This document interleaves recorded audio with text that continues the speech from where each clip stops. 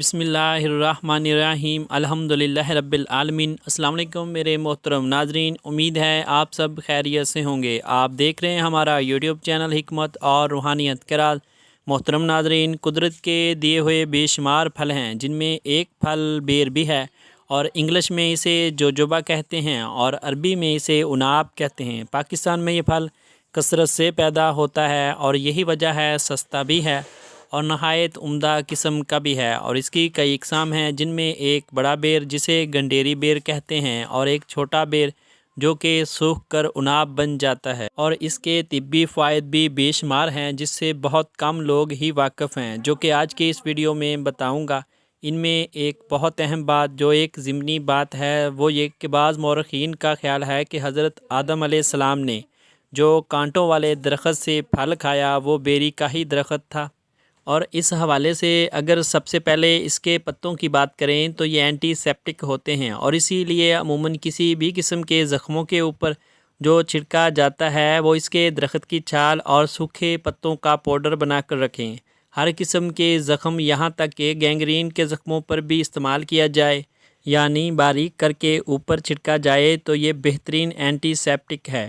اس کے علاوہ ایسی خواتین جن کے سر میں جوئیں اور خشکی کسی بھی ٹوٹکے سے ختم نہ ہو رہی ہو تو یہ بیری اور نیم کے پتوں کو پانی میں ابالیں اور اس سے ہفتے میں چند دفعہ سر دھوئیں تو بچوں اور بڑوں کے سر کے مسائل سے نجات مل جائے گی، اور اس سے بال گرنا بھی رک جائیں گے، اور اس کے علاوہ ٹینشن ڈپریشن کا علاج بھی ہے۔ یہ بیروں کو ہمیشہ پکا ہوا ہی استعمال کرنا چاہیے۔ عموماً کچے بیر کھانے سے آپ کے پیٹ کے اندر درد کا مسئلہ بن سکتا ہے۔ ایسے مریض جن کو کھانسی کا مسئلہ رہتا ہے وہ پکے ہوئے بیر لے کر اس کی گٹری نکال لیں اور اس کو کچل کر ان کا جوس نکالیں، اور اس جوس میں ادرک کا جوس ملا کر پیا جائے تو کھانسی سے نجات مل جاتی ہے۔ اگر آپ ادرک کا جوس شامل نہیں کرنا چاہتے تو اس میں کالی مرچ کا پاؤڈر ڈال کر استعمال کر لیں۔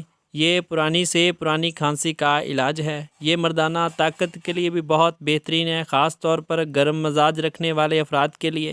یہ جو چھوٹے بیر ہوتے ہیں جو سوکھ کر عموماً لال ہو جاتے ہیں جسے اناب کہا جاتا ہے، جو کہ بے شمار ادویات میں بھی استعمال ہوتے ہیں، یہ مصفی خون بھی ہیں۔ یہ چھوٹے بیر عموماً کم ملتے ہیں، انہیں تازہ استعمال کیا جائے یا اناب کی صورت میں۔ یہ زیادہ تر کراچی میں گڈاب کے علاقے میں پیدا ہوتے ہیں۔ یہ بیر صحت کے لیے بہت ہی اچھے ہیں۔ سب سے پہلی چیز اس میں امائنو ایسڈز ہوتے ہیں، کیلشیم ہوتا ہے، فاسفورس ہوتا ہے اور آئرن، اس کے اندر وٹامن اے وٹامن بی موجود ہوتا ہے۔ کیلشیم موجود ہونے کی وجہ سے جسم میں درد، اور ایسی خواتین جن کو عموماً کمر اور گھٹنوں کا درد رہتا ہے، اگر وہ صبح شام 250 گرام بیر خالی پیٹ استعمال کریں تو جسم میں دردوں سے نجات مل جائے گی۔ اور وہ لوگ جن کی ہڈی ٹوٹ گئی ہو ان کے لیے جو بڑے بیر ہوتے ہیں اس کی گٹلی کو سکھا کر اس کا سفوف بنایا جائے اور اس کو کسی چیز میں ملا کر اس جگہ لگائیں تو ہڈی جلد سے جلد جڑ جاتی ہے۔ اسی طرح ایسے لوگ جنہیں دل کی بے ترتیب دھڑکن کا مسئلہ ہے، دل بہت گھبراتا ہے، ان کے لیے بھی یہ بہت بہترین دوا ہے۔ بیر کا استعمال نہ صرف موسمی بیماریوں کے خلاف بہترین کارگر ثابت ہوتا ہے، اور اس کے علاوہ ایسے افراد جن کو نیند نہ آنے کا مسئلہ ہے ان کے لیے یہ بہت بڑا تحفہ ہے۔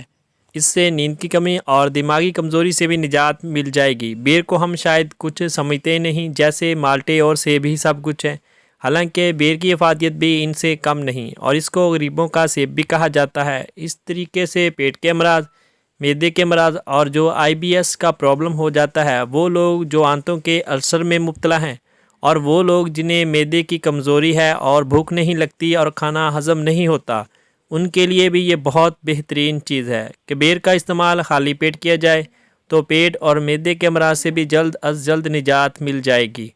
اور وہ لوگ جنہیں اسہال پیچش کا مسئلہ ہے ان کے لیے بھی بہت بڑی عمدہ چیز ہے، لیکن اسہال اور پیچش کے مریض اس کا جوس پئیں جیسے کھانسی کے لیے میں نے بتایا، اور اگر انہیں ایسے ہی کھا لیا جائے تو تب بھی بہت مفید چیز ہیں۔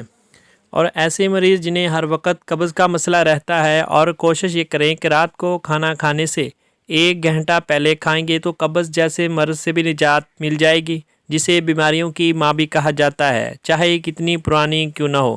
اسی طریقے سے پیٹ کے کیڑے جن لوگوں کو ہوتے ہیں، چھوٹے بیر ان کے لیے بہت مفید ہیں، اور بچوں کو ان کا جوس کسی بھی چیز میں ملا کر استعمال کروایا جائے تو بہت عمدہ چیز ہے۔